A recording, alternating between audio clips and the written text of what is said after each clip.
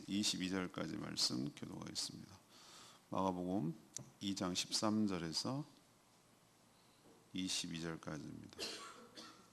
오늘은 2월 25일 월요일 아침입니다. 2월 25일자 본문 마가복음 2장 13절에서 22절까지 말씀, 신약성경 55쪽입니다. 교독합니다. 예수께서 다시 바닷가에 나가시며 큰 무리가 나왔거늘 예수께서 그들을 가르치시니라. 또 지나가시다가 알페의 아들 레위가 세관에 앉아 있는 것을 보시고 그에게 이르시되 나를 따르라 하시니 일어나 따르니라.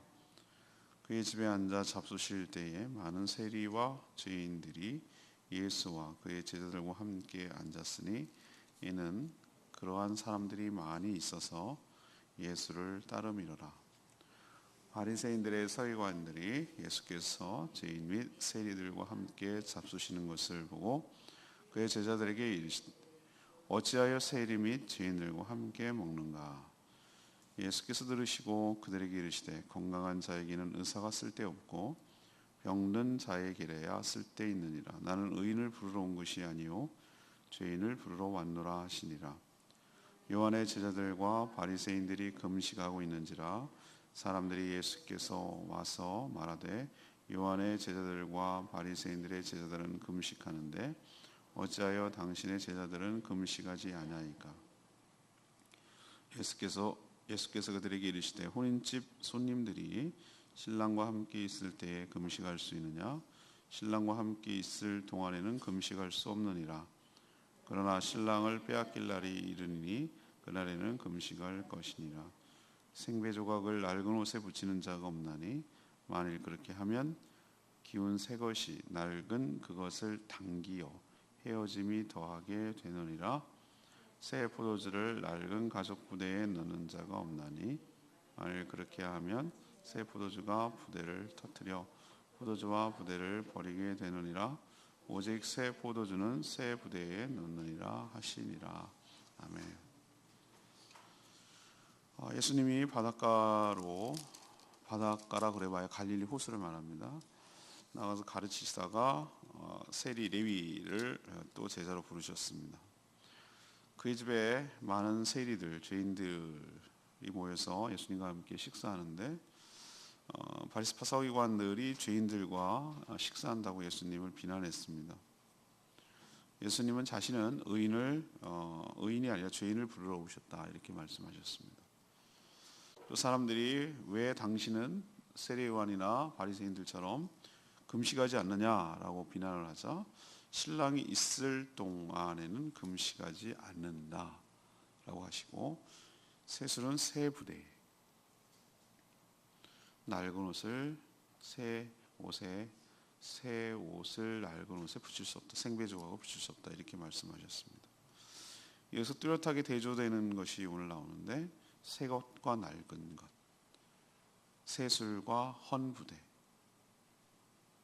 또 새 것 낡은 것, 이것이 서로 대조가 되고 있어요. 그래서 오늘 질문은 예수님이 말씀하시는 새 것 그리고 낡은 것은 무엇을 의미하는가? 이것이 오늘의 질문이에요. 먼저 첫 번째로 13절부터 17절까지 말씀인데 죄인이라고 생각하는 자와 의롭다고 스스로 여기는 자, 이것이 대조가 되고 있어요. 이게 새 것과 낡은 것의 차이예요. 예수님이 다시 바닷가로 나가자 무리들이 따라 그들을 가르쳤습니다. 지나가시다가 이번에는 세관에 앉을 레위가 레위 지파인지는 모르겠으나 이름은 참 홀리한데 로마에 붙어서 동족의 비난을 받아가면서 살아가는 어쩌면은 불쌍한 유대인이었죠. 사람 취급도 받지 못하는 알페의 아들 레위를 보셨어요.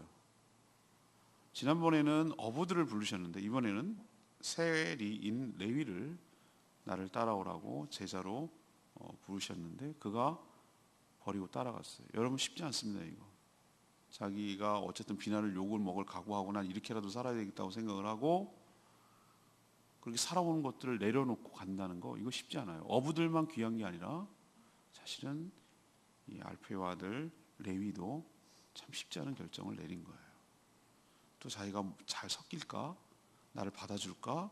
뭐 이런 여러 가지 고민이 왜 없겠었어요. 그러나 나 같은 죄인을 불러주신 것이 너무나 감사하겠죠. 사람 취급도 안 하는 나를 제자로 불러주신 것이 감지덕지하고 감사한 거예요. 그래서 예수님을 따랐어요. 그러니 얼마나 감사했으면 자기 집에 예수님을 초대했겠어요. 유유상종이라고 자기랑 비슷한 사람들이 모이지 않겠어요? 예수님이 나 같은 자를 받아줬다면은 나도 그러고 예수님을 따르지 않았겠어요? 그래서 자연스럽게 이 레위의 집에 많은 세리들, 자기가 동종 업계에 있으니까 세리들, 사람 취급도 못 받고 식사도 안 하잖아요. 사람들이 밥 먹으면 식당에 들어가면 나가는 거예요. 얼마나 기분 나쁘고 불쾌하겠어요. 그런데 그런 죄인들, 세리들이 다 예수님과 또 제자들과 함께 앉아서 식사하는 거예요. 이 광경 자체가 천국의 모습 아니에요? 난 제 절에서 싫어. 지금 보세요. 우리는 얼마나 나와 다른 것을 틀렸다라고 말하고 쟨 잘못했다고 말하고 얼마나 죽일 듯이 막 그렇게 증오에 불타서 그렇게 하는 사람들이 많습니까? 편 가르기에 익숙하고 편을 갈라야 나는 내가 더 돋보이고 그래야 내가 살아갈 수 있는 방도를 찾아내는 것이 세상의 원리 아닌가요? 그때 당시에도 그래요. 나는 쟤네랑 달라. 급이 달라. 그게 실제로 다르건 어쨌든 간에 그렇게 해서 내 자존심을 세워가고 나의 이익을 극대화시키는 거예요. 그런 끼리 모여가지고. 그런데 이런 모일 수 없는 사람들, 제자들, 그리고 죄인들, 세리들, 그분이 또 하늘에 주신 그 예수님과 더불어 함께 식사를 하고 있다. 이게 먼 미래에서 그려낼 천국의 모습이에요. 아름답잖아요. 식사를 함께 한다. 제가 몇 번이나 그 글을 쓴 적이 있는데 우리가 같이 밥을 먹는다라는 것은 단순히 배를 채운다는 의미를 넘어서는 거예요. 유대관계를 형성하고 함께 교류하는 것이고 정서적 교감을 나누는 것이고 사랑을 나누는 행위거든요. 그래서 함께 식사할 때 정이 들고 친해지는 거예요. 아니나 다를까 바리새파 서기관들이 이렇게 식사하는 것을 보고 어떻게 저런 부류라고 말하는 건 나랑 다른 저런 세리와 죄인들, 저런 급들, 인간 이하의 것들하고 어떻게 같이 당신이 정말 하늘에서 오고 대단한 기적을 보인 걸 내가 알고 듣고 있는데 어떻게 저런 급들하고 밥을 먹느냐 이거예요. 있을 수 없는 거다. 이렇게 비난을 하고 나섰습니다. 어떻게 해야 됩니까? 예수님께서 그렇게 이야기하는 것을 들으셨어요. 그리고 뭐라고 하셨습니까? 건강한 자에게는 뭐가 필요 없지만 의사가 필요 없지만 병든 자에게는 뭐가 필요하다고요? 의사가 필요하다. 이 메타포가 굉장히 섬찟합니다. 그죠? 그리고 자신은 이어서 해석을 해주는 또 의인, 자신은 의인을 부르러 온 것이 아니라 뭘 부르러 왔다? 죄인을 부르러 왔다. 얘네 죄인 아니거든? 이라는 뜻입니까? 아니, 죄인이 맞다는 거예요. 근데 나는 죄인을 부르러 왔다는 거예요. 나는 의사라는 거예요. 너는 건강하다고 스스로 생각하느냐? 그럼 너희들은 나를 필요로 없다는 거예요. 필요로 하지 않는다는 거예요. 얘네들은 건강하지 않은 애들이야. 죄인이야. 나는 그것을 위해서 이 땅에 왔다. 그래서 내가 이들과 식사한다는 거예요. 자기의 정체성을 분명히 알고 이 말은 참 무섭고 뜨끔한 말이에요. 어떻게 보면 바리새인들 입장에서 보면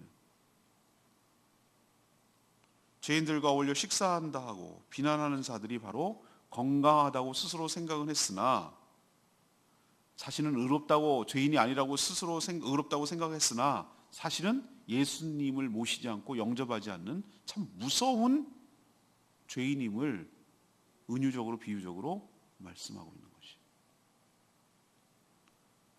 세리 맞습니다. 죄인입니다.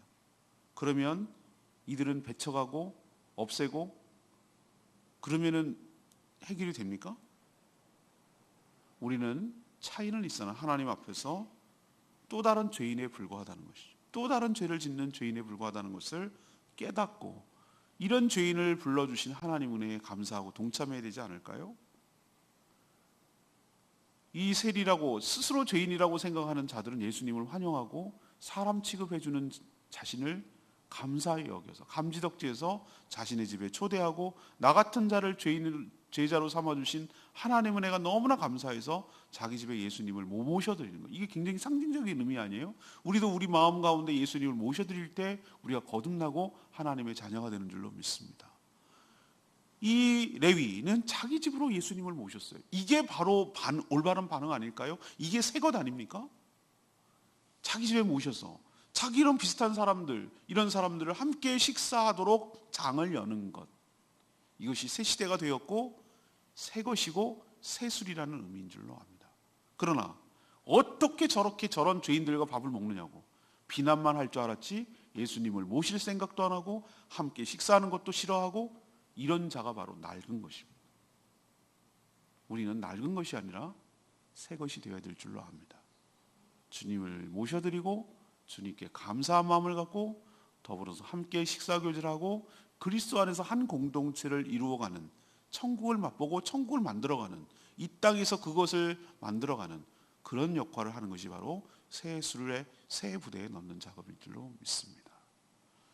두 번째는 18절에서 20절까지 말씀, 예수님을 알아보는 자와 그를 몰라보는 자가 낡은 것과 새 것의 차이예요. 사람들은 예수님과 그의 제자들이 세례요한과 바리새인들과는 달리 금식하지 않는 것을 이상하다라고 비난하고 비판을 했어요. 구약에서 금식은 어떤 의미죠? 자신의 슬픔을 이렇게 극대화해서 표현할 때, 또 하나 자신의 죄에 대해서 하나님 앞에 참회를 표시할 때, 이럴 때 금식을 행했어요. 근데 이것이 점차 시간이 지나면서 변질됐어요. 모든 종교가 알맹이가 빠지고 하나님이 빠지고 성령이 빠지면은 전부 다 뭐가 됩니까? 의식이 되고 종교화가 되는 거예요. 자, 금식이 어떻게 변질됐습니까? 자신의 슬픔을 표현하고 자기가 낮아짐을 표현하고 자신의 간절함을 표현하고 또 죄에 대한 참회를 표시하고 이런 좋은 도구였는데 점점 남들의 눈을 의식하기 위해 자신이 경건한 척 보이기 위한 외식이 되고 말았어요.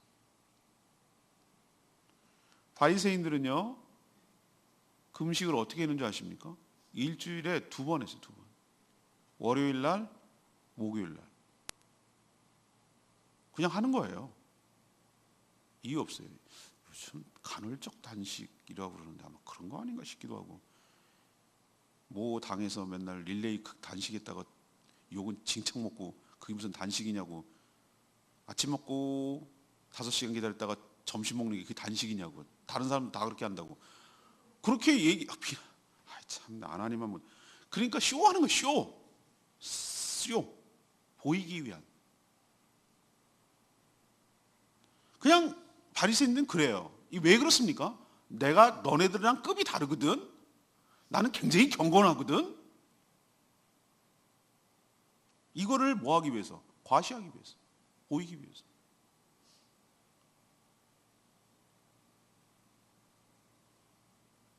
처음에는 자신의 죄를 자복하고 근신하기 위해서 행했을 거예요. 근데 점점 왜 해야 하는지를 몰라. 왜 해야 되는지도 모르고 그냥 모른 채 자신의 경건을 과시하기 위해서 그냥 의례적으로 하는 거예요. 의례적으로, 습관적으로 그냥 하는 거예요. 이게 종교화된다는 거예요. 우리도 어떤 행위를 할 때 그냥 습관적으로 하는 경우 굉장히 조심해야 됩니다. 그냥 뭐 하면 아멘 하면 그냥 습관적으로 아멘. 뭐 아멘의 뜻이 뭔지도 모르고 할렐루야 할렐루야 습관적으로. 그리고 그냥 기도하면 패턴이 정해져 있어. 맨날 거기서 액션도 이렇게 하고 맨날 정의하고 그렇게 하는 그 어떤 자기 나름의 그냥 신앙의 패턴이 나옵니다. 오랫동안 하면은. 근데 알맹이는 하나도 없어. 그거 간절함과 절망함과 하나님의 그 하나님 앞에 서 있는 그런 의식이 없어. 그냥 의례적으로 하는 거예요. 의례적으로. 예배도 그렇게 드리고 기도도 그렇게 하고 뭐 그냥 의례적으로 아주 겉으로 보면 굉장히 좋은 종교인이에요. 근데 속에는 하나도 하나님과의 그러니까 접촉이 없어. 교감이 없어. 그냥 하는 거예요. 특히 제일 의식을 하는 것은 하나님을 의식하는 게 아니라 사람을 의식하는 거예요. 사람들이 나를 어떻게 생각할까? 나를 굉장히 경건하다고 할까? 나를 대단한 신앙인으로 볼까? 여기에만 온전 초점이 가 있어요. 하나님이 나를 어떻게 볼까는 관심 밖이에요. 그리고 나에 대한 평가, 나에 대한 명성, 나에 대한 평판, 이거에 대해서 굉장히 예민해요. 이런 사람의 특징은. 이게 바로 바리새인이에요. 경건이 정교화가 되어버린 것이죠. 그래서 예수님이 이런 사람들, 비난하는 사람들을 향해서 비유로 얘기했어요. 혼인잔치를 비유로 들었어요. 혼인잔치가 있을 때, 신랑이 있을 때는 어쩐다는 거예요? 금식, 아니 결혼 잔치 가가지고 금식하는 사람이 어딨냐고. 상식적으로 생각하면 동서고금 어디를 막론하고 잔치집에서 금식을, 이 사람 미친 사람 아니냐고 그러지 않겠어요? 이 얘기는 뭘 무슨 은유를 얘기하는 겁니까? 예수님 신랑이라는 거예요. 지금은 잔치집이고.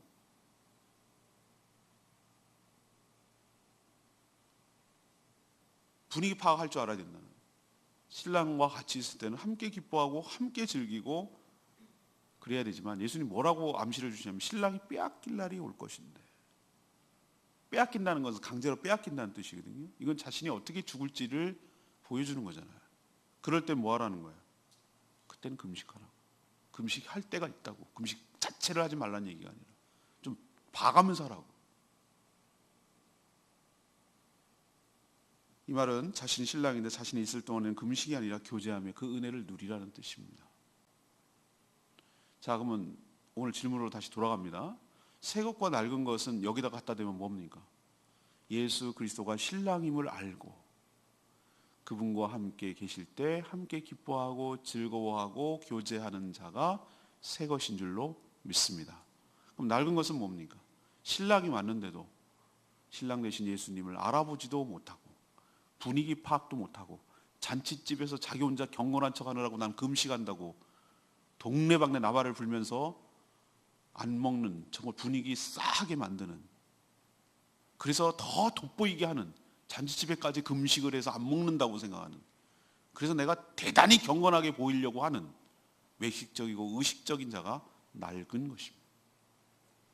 우리도 삼가 조심해야 됩니다. 신앙이 연조가 깊어지고 오래될수록 낡은 것이 될 가능성이 커요. 늘 자신을 새롭게 바꾸지 않으면, 탈피하지 않으면, 껍질에서 깨고 나오지 않으면, 낡은 발톱을 뽑아내고 늘 머리를 단장하고 이렇게 자신을 영적으로도 내면으로도 가다듬고 새롭게 하려고 하지 않고 그냥 옛날 것에 고착화되고, 신앙이 라이센스가 아니라 생물이고 살아있는 것인데 왕년 얘기하면서 과거에 머물러 있고 내가 어떤 사람이라는 것에 전성기 때만 얘기하는 사람들은 신앙이 죽은 거예요. 그게 낡은 거예요. 낡아진 거예요. 낡아진 게 아니라. 우리도 낡은 것이 아니라 새 것이 되기를 원합니다. 늘 새롭게 되기를 원합니다. 늘 성령으로 새롭게 되기를 원합니다. 세 번째는 21절에서 22절까지 말씀. 은혜를 사모하는 자와 종교 관습의 메인 자가 차이를 보여요. 바리새인들 그리고 서기관들 보기에는 예수님의 이 언행, 처음에는 너무 파격적이고 놀랍고 신선했죠. 근데 가면 갈수록 어떻습니까? 자신들과 뭔가 다름을 깨닫고 불편해지기 시작했어요. 자기가 선이고 자기가 기준이고 자기가 굉장히 의롭고 경건한데 예수님이 그게 안 따르는 것 같거든. 뭔가 사람을 살리고 뭔가 병을 고치고 귀신을 쫓아내는 대단한 능력이 있어서 호기심에 가봤더니 이게 뭐야? 우리랑 영 다르잖아. 이렇게 생각하는 거야. 다른 게 틀린 게 아닌데 자기랑 다르다는 이유로 틀렸다고 비난하기 시작하는 거야. 왜 내 식대로 안 해? 왜 내 뜻대로 안 해? 왜 이게 맞는데 왜 이게 안 해? 라고 지금 하면서 세상에 온 천하 만물의 기준 되시고 온 우주의 기준 되시고 진리가 되신 그분을 틀렸다고 지금 얘기하는 거예요. 이 기가 막힌 일이 벌어지는 거예요. 제가 적절하게 비유하죠. 항공모함 같이 큰 배가 있는데 조금만 반짝반짝거리는 저기 앞에 등대 보고 비키라고 지금 그런 꼴이라 이 말이에요. 등대 너 비켜. 이 큰 배가 지나가는데 이 꼴이에요 지금 이 꼴. 예수님은 공생의 내내 이렇게 생각하는 이들과 계속 부딪혀요. 바리새인들. 예수님은 두 가지 비유를 들었어요. 생배라는 것은 이제 새로 만든 신선한 새로운 배를 조각을 우리가 깁는다 그러죠. 빵꾸나고 이렇게 뚫어질 때 요즘은 빵꾸나서 수선하는 거예요. 새로 사면 되지. 옷이 옛날엔 근데 난 그 전설 같은 얘기. 전구 같은 데가 넣어가지고 양말을 누가 요즘 양말을 기습니까? 저도 갖다 버려요. 집사람 맨날 하는 말이 있어. 내가 못 골라내니까 빵꾸나면 빨리 버려. 이렇게 나한테 엄지발가락 이렇게 그러면 누구 망신시키려고 이런단 말이에요. 요즘 누가 합니까? 근데 옛날에는 옷이 워낙 귀하니까. 그럼 자연스럽게 옷은 벌써 여러 번 입고 헤어질 정도 됐으면 낡은 거라 이 말이죠. 그러면은 자연스럽게 그보다 더 싱싱한 새 천을 갖다가 대기 마련이에요. 그래서 그것을 생배. 요즘 배옷 입고 다니는 사람이 어디 있어요? 죽을 때나 배옷 입지. 생배 조각을 낡은 옷에 붙이는 거. 그리고 새 술을 낡은 가죽에 넣는 자가 없다. 왜 없습니까? 왜 이렇게 안 합니까? 이걸 해보면 알아. 해보면. 이게 경험적으로 아는 거예요. 자, 생배는 어떻게 되면 탄성이 좋죠. 탄성. 이 줄어들고 이렇게 하는 벌써 낡은 거는 뭐가 안 되는 거예요. 그게 안 돼. 탄력이 떨어져. 왜 노안이 옵니까? 눈이 조리개가 이게 안 돼. 근육이 늙어가고. 옛날에 쫙쫙 이렇게 카메라처럼 당기고 저기 하는데 이제는 탄력이 떨어져가지고 이게 안 돼서 노안이 오는 거거든요. 그래서 이렇게 되는 거거든요.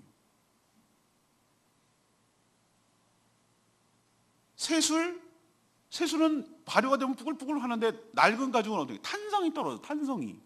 새 가죽은 어떻게 합니까? 이게 쭉쭉 늘어나는 게 이거 맞춰가지고 발효하는 거에 따라 탄성이 있어서 하는데 낡은 가죽에 새술 넣으면 어떻게 됩니까? 발효는 터지는 거야. 그럼 새술도 버리고 가죽 부대도 버리고 다 버리는 거예요. 생배 조각을 거기다가 끼워넣은 어리석은 신참 며느리, 이제 뭣도 모르는 갖다가 끼워놓으면 어떻게 됩니까? 얘가 잡아당겨갖고 어떻게 됩니까? 틀어지는 거예요. 틀어지는. 참 예수님 너무 잘 알아. 어떻게 이런 비유를 하시고 이런 적절한 아주 찾아내신지. 정말 이분은 교육의 대가예요. 대가. 내가 보니까 아주 적절한 비유예요. 적절한 비유. 이 비유에서 이 바리새인들 서기관들은 바로 뭐라는 걸 의미하는 거예요? 니네가 바로 낡은 부대이고 낡은 옷이라는 뜻이에요. 예수님의 교훈이 새 옷이고 새 부대라는 뜻이고 새 술이라는 뜻이고, 이건 서로 맞을 수 있는 호환이 되는 게 아니라는 거예요. 너희들이 계속 그렇게 견지하는 한, 계속 그렇게 낡은 사고를 견지하는 한, 예수님께서 지금 전하 권려하는 복음, 이 새 것을 너희들한테 넣을 수가 없다는 거예요.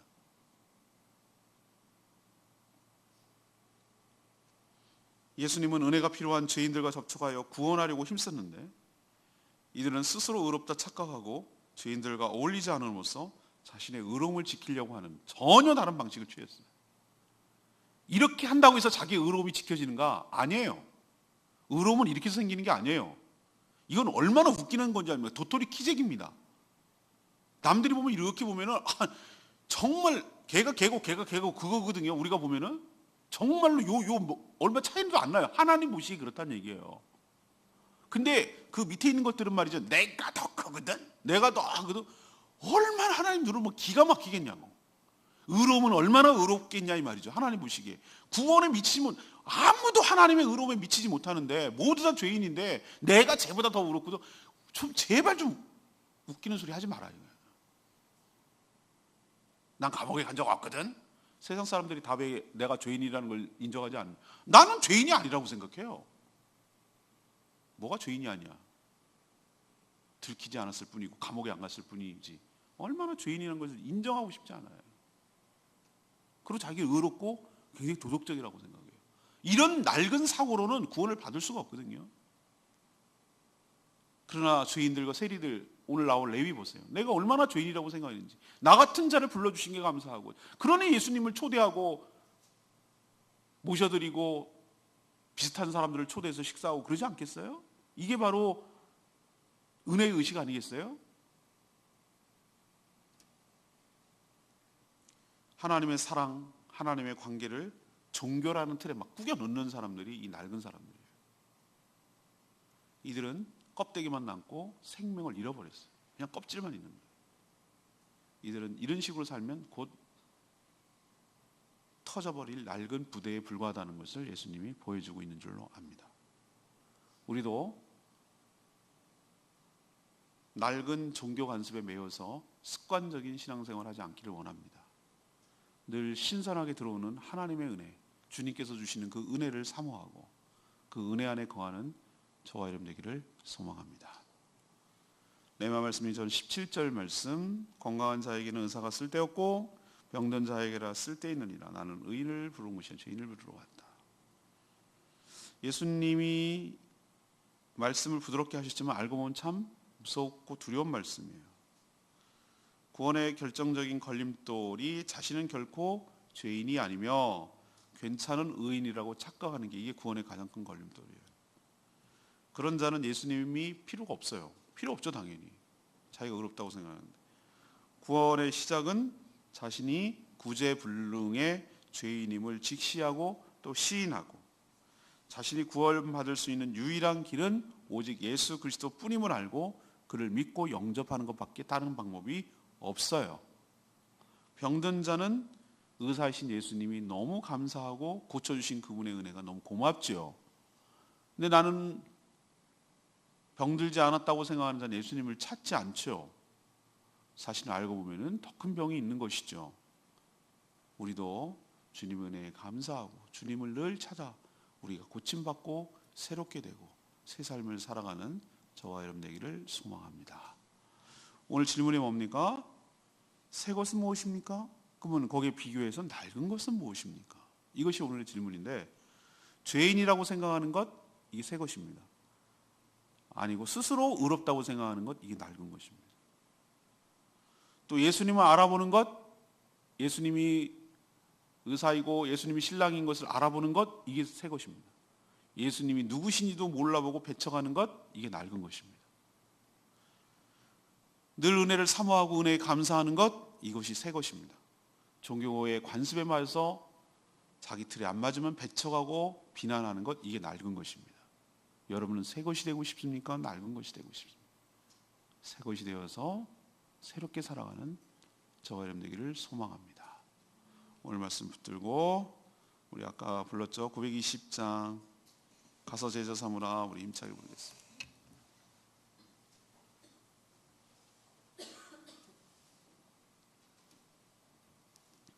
찬양제 920장입니다.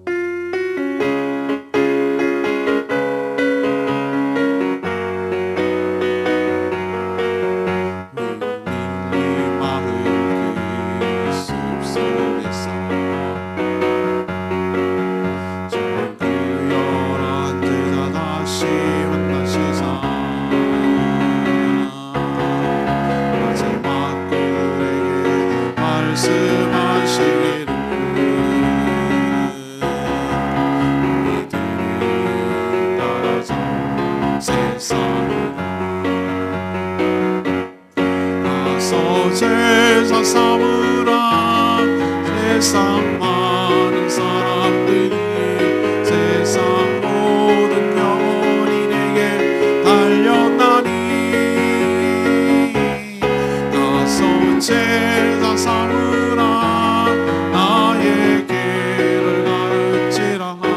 내가 너희와 항상 함께 하리라.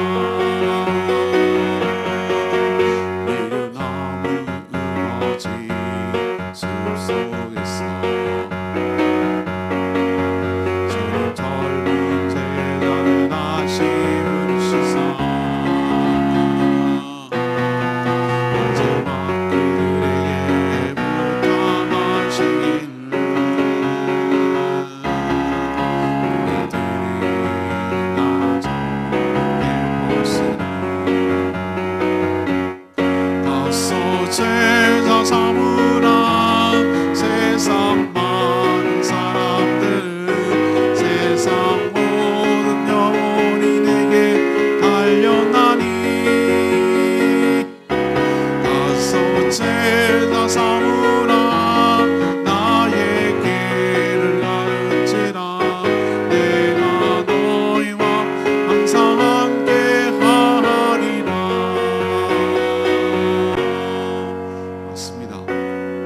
낡은 것으로는 주님의 제자를 삼고 주님의 뜻을 이룰 수가 없습니다. 새 은혜, 새 것, 새로운 사고, 이것을 가지고 나아갈 때 주님의 은혜를 받아 누리게 될 줄로 믿습니다. 우리가 새롭게 하여 주시옵소서. 새수이 되게 하여 주시옵소서. 주님을 알아보게 하여 주시옵시고 주님의 뜻을 온전히 깨달아 하나님 비난하고 나누고 비판하는 자가 아니라 하나님 감사할 줄 알고 은혜를 사모하며 나가는 저희들 되게 달라고 주여 외치며 기도합니다. 주의 아버지 가서 죄다 삼으라. 세상 많은 사람들은 세상 모든 영혼이 내게 달려나니 가서 죄다 삼으라. 나의 길을 가르치라. 내가 너희와 항상 함께하리라.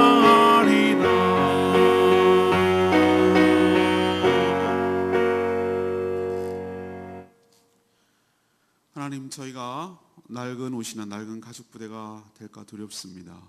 종교적 관습과 의식적인 신앙을 하면서 자신만 옳고 의롭다고 완전히 착각하며 자신보다 못한 자들을 판단하고 정죄할까 정말 두렵습니다. 모두 다 하나님 앞에서 죄인에 불과한데 남들을 죄인이라 생각하며 어울리지 않음으로써 자신의 정계를 지키고 의로움을 얻으려는 모든 시도를 다 버리게 하여 주시옵소서. 하나님에는 낡은 사고와 종교 행위로는 담아낼 수 없고 새 부대에 담아야 함을 깨닫습니다. 저희가 주님을 모시고 감사함으로 은혜로 살아가는 법을 배워가게 하여 주시옵소서. 오늘 하나님 앞에 간구하는 모든 기도 제목마다 응답하여 주시고 주님의 은혜 가운데 살아가는 복된 하루 되게 하시고 축복하여 주시옵소서. 주님의 뜻에 부합하도록 영혼구원에 힘쓰게 하시고 주님의 제자 삼는 데 힘쓰고 우리의 삶의 목적과 관심과 에너지를 거기에 써서 짧은 인생 의미 있게 살다 주님 앞에 서게 하여 주셔서 자 나의 또다 착하고 충성된 종아 네가 작은 일에 충성하였으니 내가 큰 일을 맡기리라. 주인의 즐거움에 참여할지어다. 이 축복을 받아 누리는 저희들 되게 하여 주시옵소서. 아픈 자들이 너무 많습니다. 주님 긍휼히 여겨주시고 치유하여 주시고 회복시켜 주셔서 몸된 교회 잘 함께 세워가도록 복 내려 주시옵소서. 오늘 내일 베트남 하노이에서 북미 정상회담이 열립니다. 참 그들은